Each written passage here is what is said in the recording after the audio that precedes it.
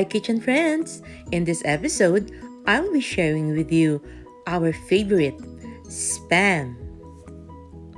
We can consider Spam as one of our comfort foods. Masarap siya sa umaga, sa tanghali, at sa gabi. Either bread or fried rice or just plain rice. Tayo na sa kusina at simulan na natin. At ito ang mga ingredients na kakailanganin natin sa paggawa ng ating homemade Spam. Take note kitchen friends, dito sa homemade Spam version natin, kontrolado natin ang ilalagay nating salt. Ipino natin ang ating cooked ham para maging katulad ng texture ng ating ground pork. How about konting trivia about Spam? Paano nga ba na-derive ang pangalan niya? Ito daw yung derive sa contraction ng spiced ham. At ang Spam ay invento ni Hormel.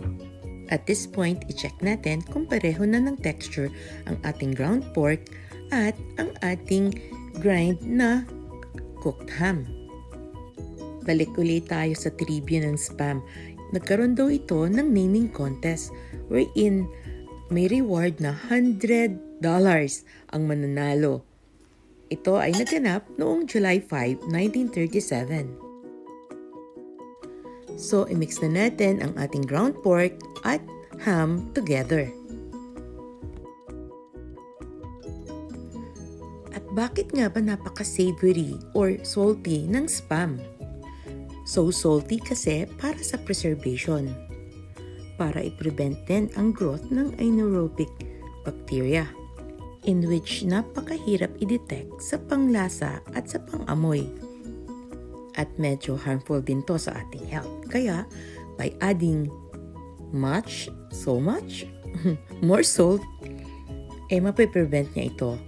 But sa ating homemade version, for sure, kontrolado natin ang pagiging saltiness nito.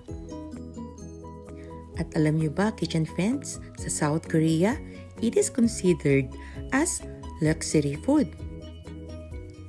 At alam niyo rin ba na naitala noong January 9, 2021, according sa isang source, na ang demand ng Spam ay nag-increase significantly. Dahil sa pandemic, nagkakaubusan nga sa mga tindahan, ang hirap ngang hanapin.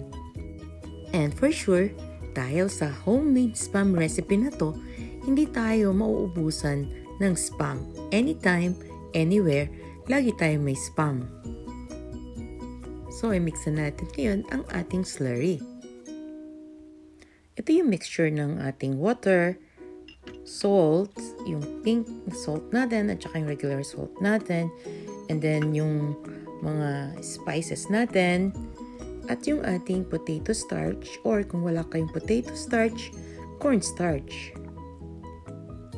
Mix lang natin maigi ito hanggang sa matunaw ang mga starch at mawala na yung mga buo-buo rito bago natin ihalo sa ating meat mixture.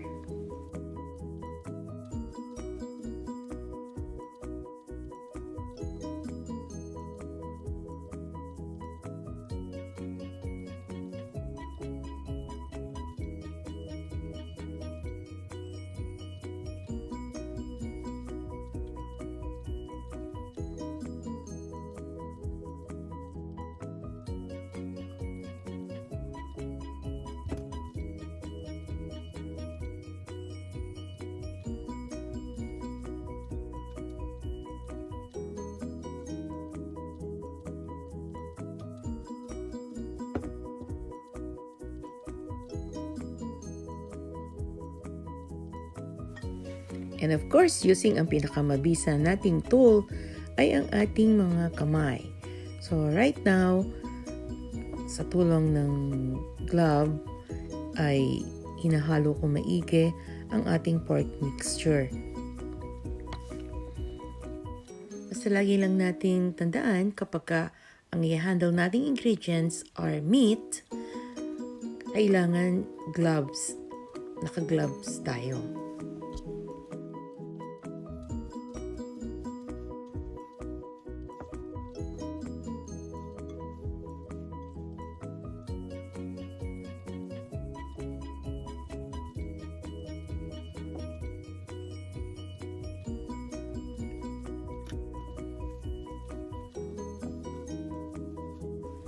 kapag well combined na ang ating mga ingredients, ilalagay na natin siya sa ating prepared na loaf pan.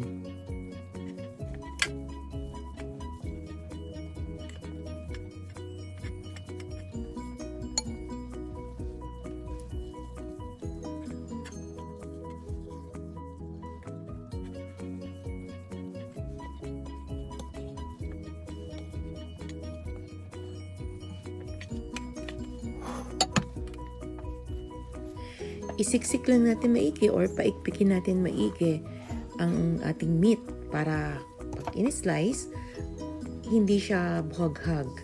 Talagang compact siya.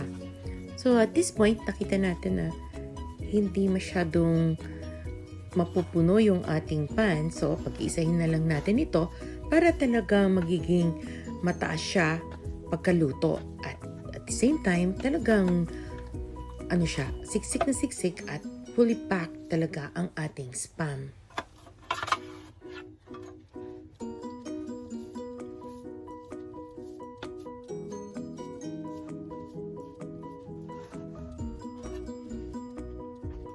So talagang isiksik natin maigi ang mga meat para yung end result natin is maganda mamaya.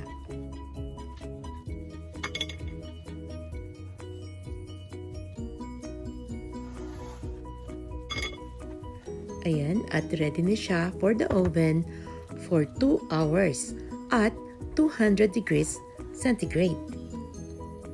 At ang isa pang proseso ay isasubmerge natin itong loaf pan natin sa isang pan uli. Nilalagyan natin ng tubig na at least 1 inch ang taas ng tubig.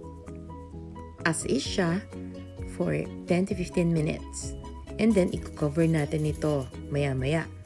Sa ganitong proseso, mapapanatili ng ating meat yung pagiging moist niya. And after 2 hours, eto na siya.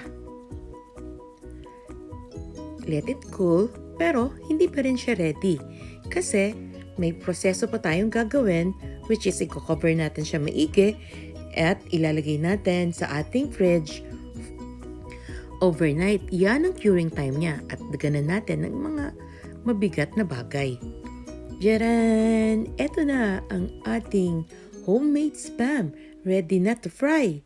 So, slice na natin. Bakit masarap pagka-fried? Kasi pagka-seared ang fat, nagiging crisp siya, malutong at worth swapping sa bacon.